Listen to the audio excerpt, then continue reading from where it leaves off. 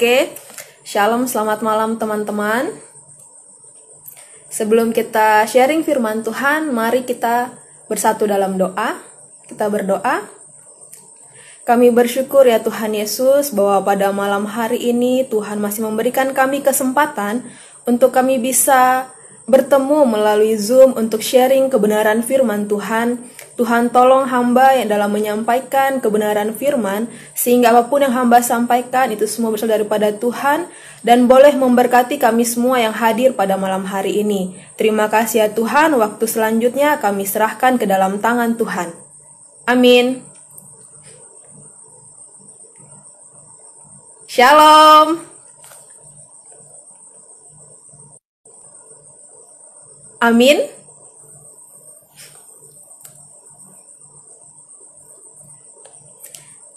Ya, teman-teman yang dikasihi oleh Tuhan, suara saya kedengaran? Suara saya kedengaran? Oke, ya teman-teman, seperti yang telah putus-putus. Wah, sinyal berarti ini. Sinyal penuh ini. Halo? Sudah mulai bagus nih. Saya lanjut aja nih. Sudah mulai kedengaran bagus. Oke. Nah, seperti yang telah disampaikan bahwa hari ini saya akan men-sharingkan sebuah firman Tuhan yang terambil dari 1 Tawarik 28 ayat 1 hingga ayatnya yang ke-21. 1 Tawarik 28 ayatnya yang pertama hingga ayat yang ke-21. Nah, teman-teman, pertanyaan pertama, apa jadinya manusia bila manusia tidak memiliki impian dalam hidupnya?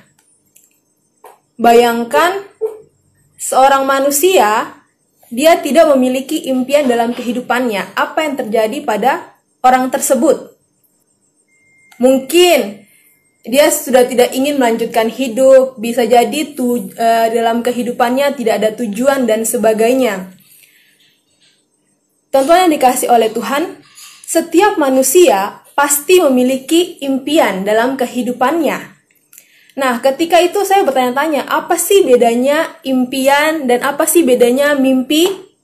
Ya, kalau mimpi itu dikatakan itu hanya angan-angan, ya, hanya sekedar angan-angan berhubungan dengan cita-cita dan tujuan hidup, ya.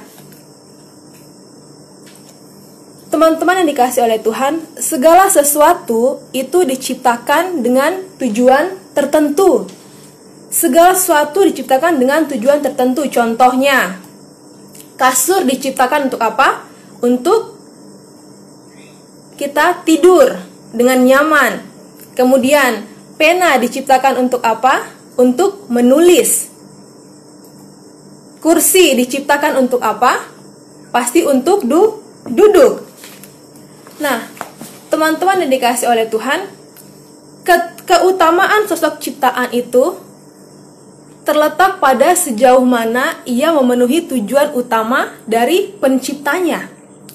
Kalau kursi yang fungsinya untuk duduk tidak bisa dipakai untuk duduk, maka tidak bergunalah dia. Jikalau pena yang seharusnya diciptakan untuk menulis, tapi tidak bisa digunakan untuk menulis, maka tidak bergunalah pena tersebut dan sebagainya. Nah, demikian juga dengan kita manusia. Ya, teman-teman, kita semuanya, setiap orang diciptakan dengan suatu maksud dan tujuan, ya. Diciptakan dengan suatu maksud dan tujuan di dalam dunia ini. Ya. Ini kita sebagian, ya. Kita berdiri yang ada dalam foto ini dan yang mungkin tidak dalam foto ini diciptakan dengan maksud dan tujuan tertentu, ya. Nah, makna tema kita hari ini, mungkin ini kalau teman-teman yang jago bahasa Inggris, mungkin grammarnya salah atau apa saya kurang tahu, ini Mission I Am Possible, ya, ini plesetan dari film Mission Impossible. Kalau Mission Impossible artinya misi yang mustahil, misi yang tidak dapat dikerjakan, mission I am possible itu adalah sesuatu yang dapat saya kerjakan, ya. Kita, pemuda-pemuda dalam dunia ini, perlu menemukan, memiliki, memperjuangkan visi dan cita hidup yang selaras dengan tujuan Tuhan menciptakan kita, ya. Bacaan kita terdapat dalam 1 Tawarik 28 ayat 1 sampai 21, tapi saya akan membacakannya ayat 1 sampai 10 saja. Teman-teman bisa melihat di Alkitab masing-masing. Pesan terakhir dari Daud kepada Salomo mengenai pembangunan bait suci. Daud mengumpulkan di Yerusalem segala pembesar Israel, yakni para kepala suku, para pemimpin rombongan, orang-orang yang melayani raja, para kepala pasukan 1000 dan kepala pasukan 100, serta para kepala harta benda dan ternak kepunyaan raja dan anak-anaknya. Bersama-sama mereka juga para pegawai istana dan para perwira dan semua pahlawan yang gagah perkasa. Lalu berdirilah Raja Daud dan berkata, "Dengarlah hai saudara-saudaraku dan bangsaku, aku bermaksud hendak mendirikan rumah perhentian untuk tabut perjanjian Tuhan dan untuk tumpuan kaki Allah kita. Juga aku telah membuat persediaan untuk mendirikannya, tetapi Allah telah berfirman kepadaku, engkau tidak akan mendirikan rumah bagi namaku, sebab engkau ini seorang prajurit dan telah menumpahkan darah. Namun Tuhan Allah Israel telah memilih aku dari antara segenap puaku untuk menjadi raja atas Israel selama-lamanya.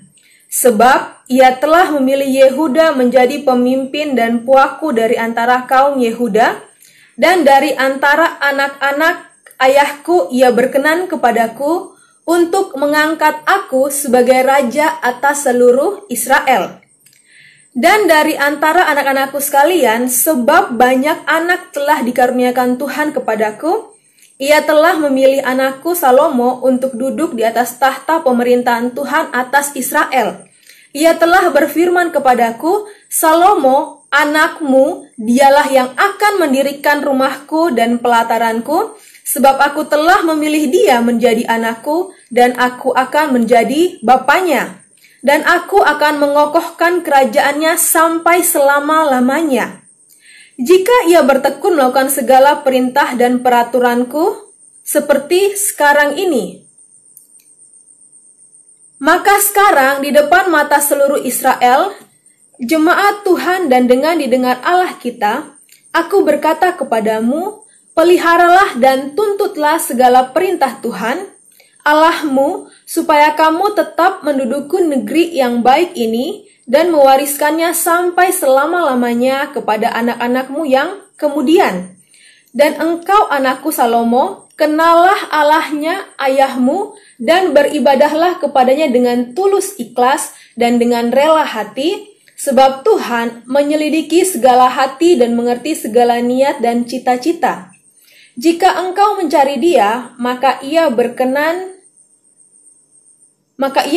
ditemui olehmu. Tetapi jika engkau meninggalkan dia, maka ia akan membuang engkau untuk selamanya. Camkanlah sekarang bahwa Tuhan telah memilih engkau untuk mendirikan sebuah rumah menjadi tempat kudus. Kuatkanlah hatimu dan lakukanlah itu. Ya, teman-teman yang dikasih oleh Tuhan, teman-teman yang di IG juga yang bergabung, mungkin teman-teman bertanya, apa maksud tema kita hari ini Mission I Am Possible dengan bacaan kita yang terdapat dari 1 Tawarik 28 ini? Apa hubungannya dengan Daud yang hendak mendirikan pembangunan bait Allah? Nah, teman-teman yang dikasih oleh Tuhan, seperti yang saya katakan tadi ya, setiap orang pasti memiliki impian dalam kehidupannya, ya.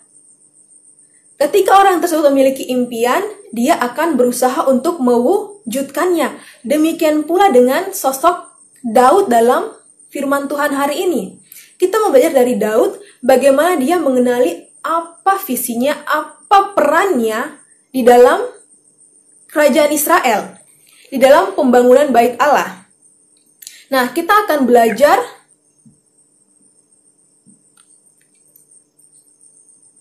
dari Daud, visi dan misinya. Kita akan belajar dalam 4 bagian. Yang pertama, bait Allah dan gagasan Shekinah. Yang kedua, visi Daud dan visi Tuhan. Yang ketiga, siapakah aku? Untuk apa aku di sini? Dan yang keempat, rencana, strategi, dan rencana aksi Daud. Kita akan fokus dulu belajar dari Daud, kemudian kita akan kaitkan dengan kehidupan kita. Langsung saja yang pertama, kita belajar tentang bait Allah dan gagasan Shekinah. Nah, teman-teman yang dikasih oleh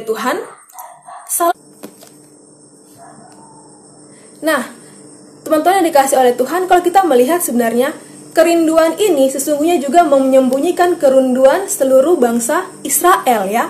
Mereka memahami bahwa rahasia terdalam dari kehidupan yaitu berdiamnya Allah di tengah ciptaannya, atau dalam bahasa asing disebut Shekinah ya.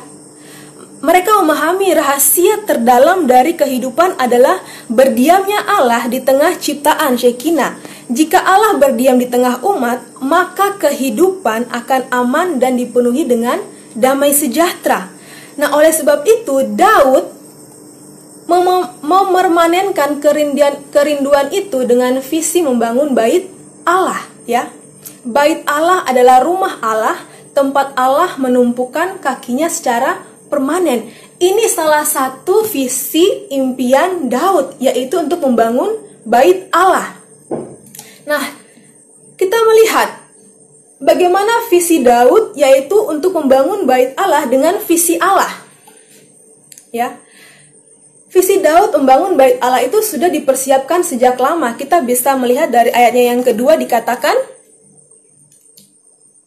lalu berdirilah Raja Daud dan berkata, dengarlah hai saudara-saudaraku dan bangsaku, aku bermaksud hendak mendirikan rumah perhentian untuk tabut perjanjian Tuhan dan untuk tumpuan kaki Allah kita.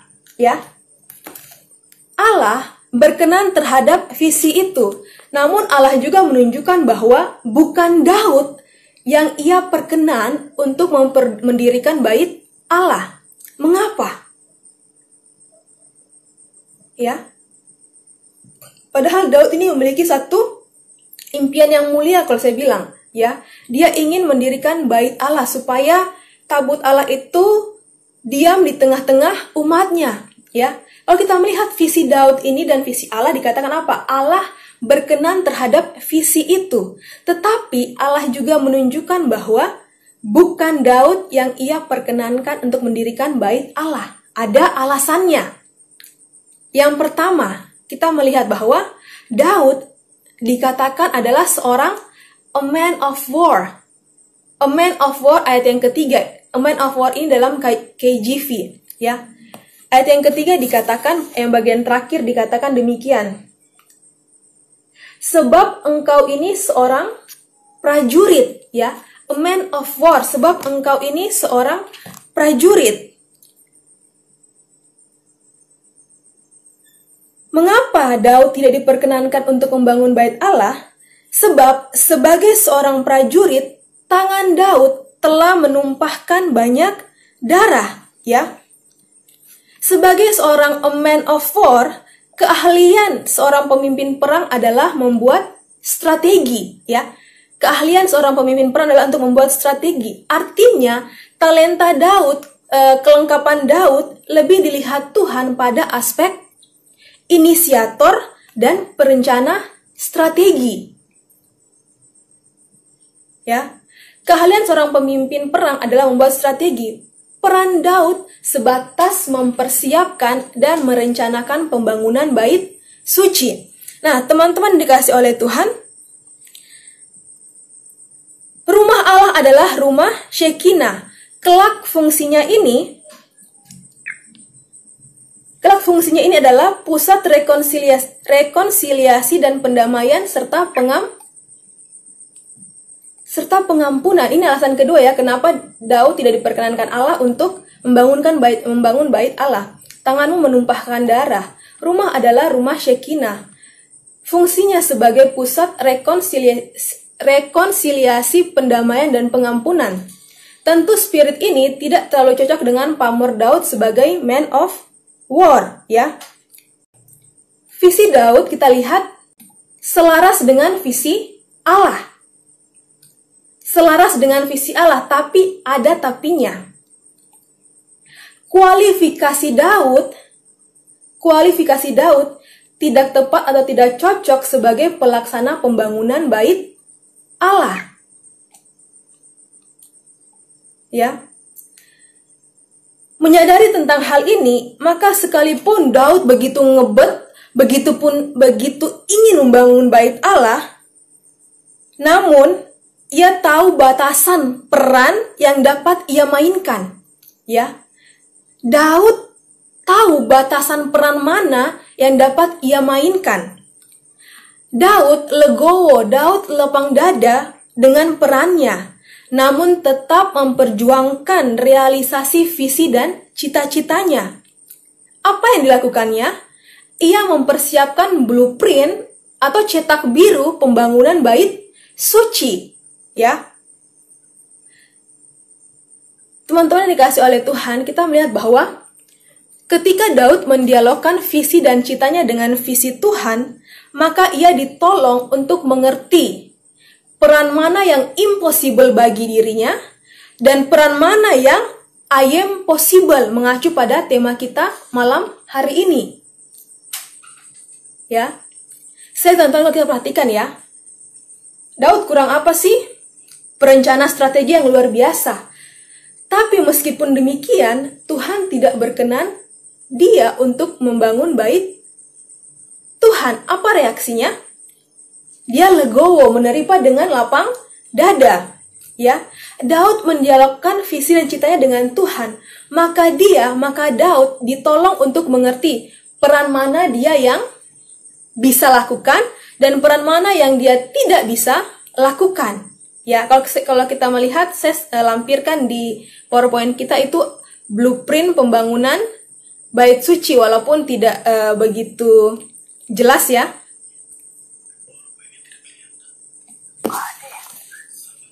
Bentar ya, PowerPoint-nya sebenarnya tidak kelihatan. Dan tadi memang tidak terlihat. Oh, oke. Sebentar ya, ada teknis. Jadi nggak kelihatan share screen. Oh, oke. Maafkan salah teknis. Tadi nggak ada yang ini ya, nggak ada yang lihat dia punya PowerPoint-nya ya.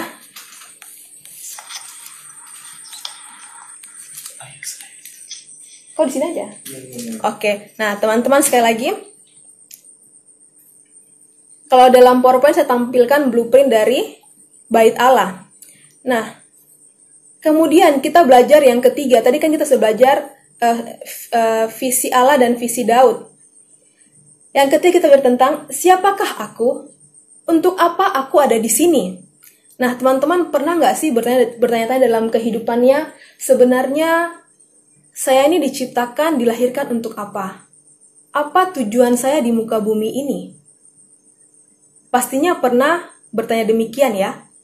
Nah, bagaimanakah Daud menemukan visinya? Daud menemukan visinya dengan mengacu pada refleksi sejarah hidupnya, ya. Mari kita perhatikan alurnya. Pemilihan dirinya sebagai seorang raja Israel adalah anugerah.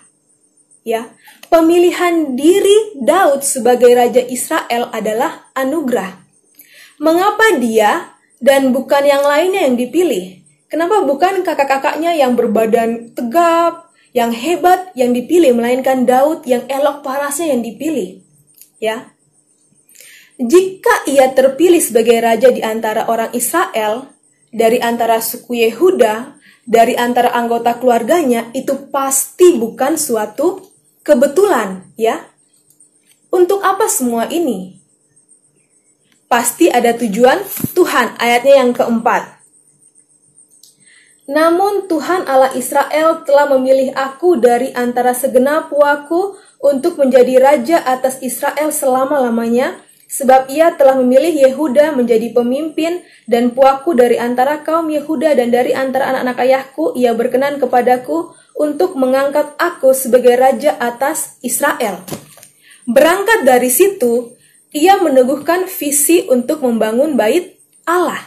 Nah, teman-teman yang dikasih oleh Tuhan, sekali lagi, Daud menemukan mana peran yang bisa ia mainkan dan mana peran yang tidak dapat ia mainkan. Ia tidak memaksakan visinya.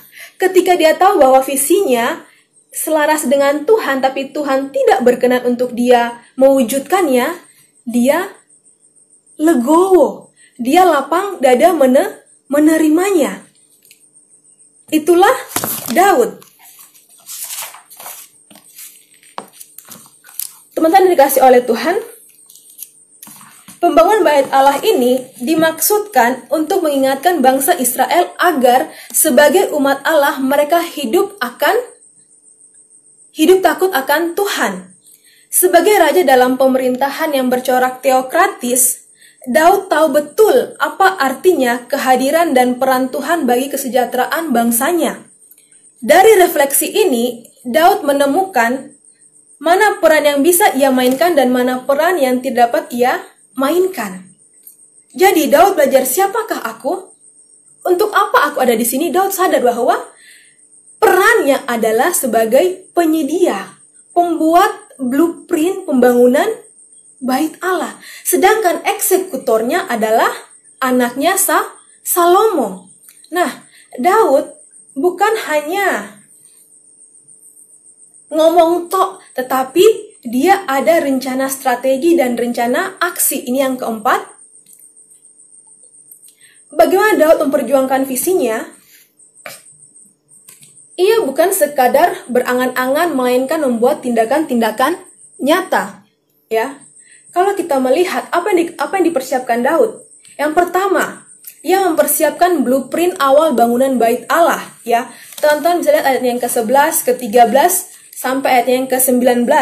Ya, tata ruangnya, spesifikasinya, kualifikasinya, siapa yang kelak akan memainkan peran dalam bait Allah. Ia menuangkan seluruh gagasannya dalam blueprint yang konkret. Semua dibuat secara tertulis. Kemudian yang kedua, mempersiapkan modal kerja, logistik, persediaan material untuk pembangunan bait Allah. Teman-teman bisa perhatikan dalam Alkitabnya karena ini tidak tampil PowerPoint-nya, ayat yang kedua dan ayat yang ke-14. Ya. Kemudian ayatnya yang ketiga, ia menunjuk Salomo, memotivasi, meneguhkan, dan memberi wewenang mutlak untuk melaksanakan pendirian bait suci. Ayatnya yang ke-20, ya. Kemudian apalagi? Ia mempersiapkan dukungan publik dari seluruh stakeholder untuk mendukung Salomo dalam merealisasikan proyek tersebut, ya. Ia memanggil seluruh pembesar, melibatkan para imam, dan melibatkan rakyat. Itu adalah strategi dan aksi Daud. Apalagi, ia melakukan seluruh prakondisi pembangunan bait Allah. Melalui prakondisi ini yang sudah disiapkan dan diperjuangkan dari jauh-jauh hari, Daud menata rencana dan strateginya. Ya, dan yang terakhir apa teman-teman?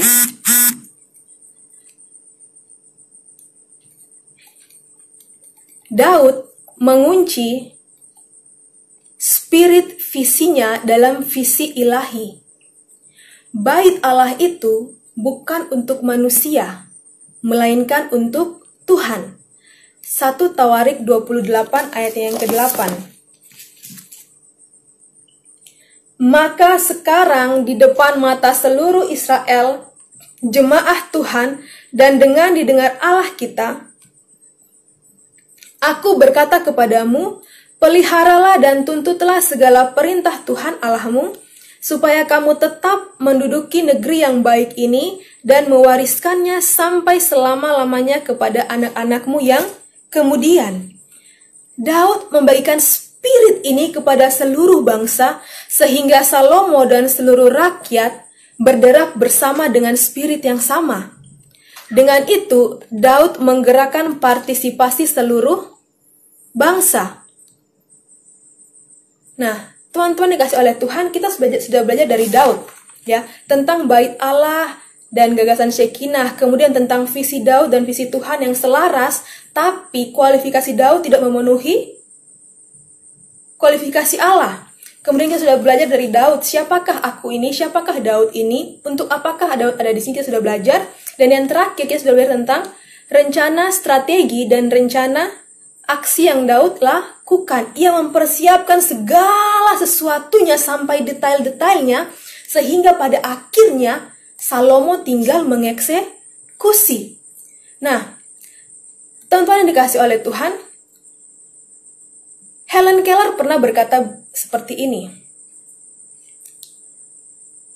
What could be worse than being born without sight? Ya, yaitu being born with sight but no vision. Artinya apa?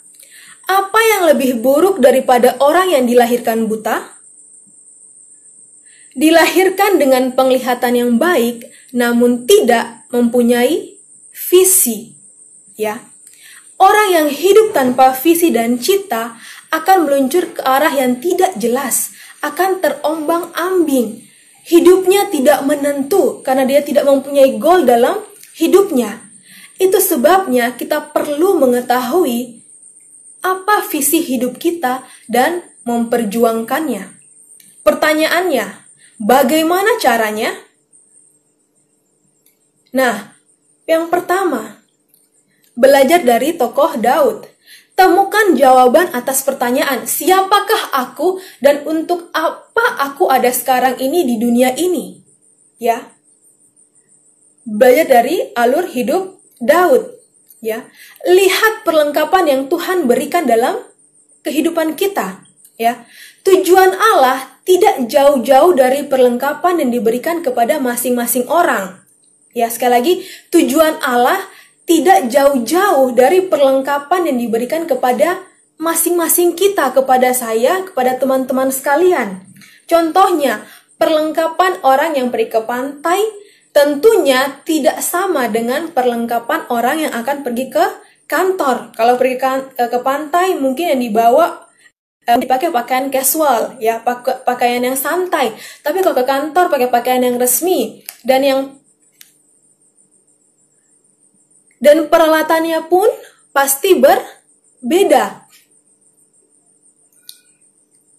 Teman-teman yang dikasihi oleh Tuhan, perlengkapan selalu menyesuaikan tujuan.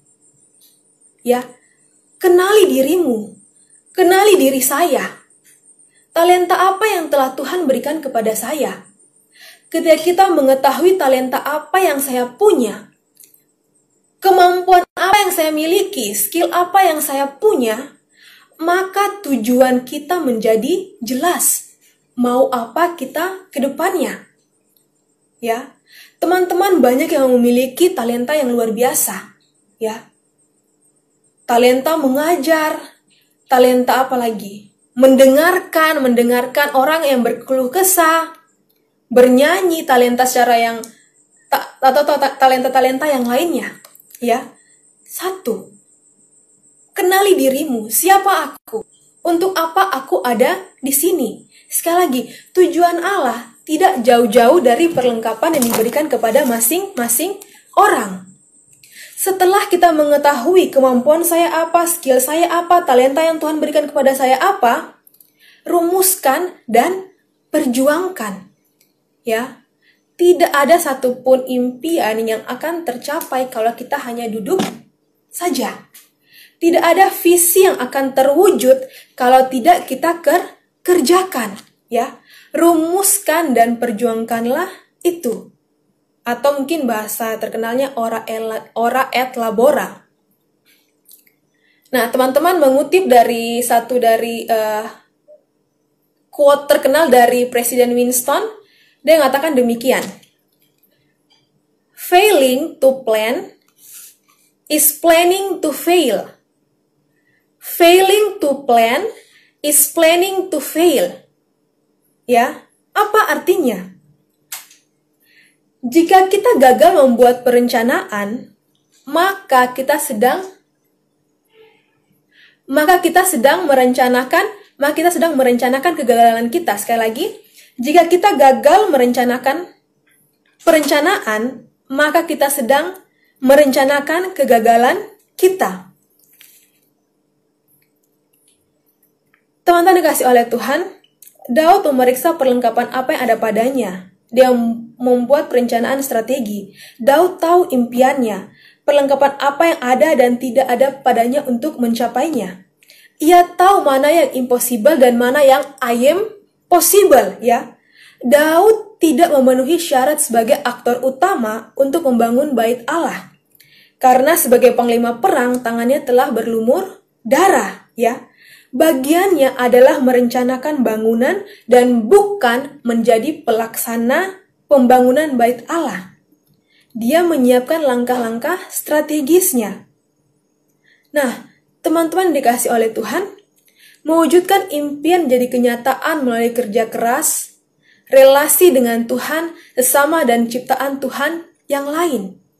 Dalam upaya menjadikan impian jadi kenyataan, setiap proses yang terjadi di dalamnya harus kita hayati.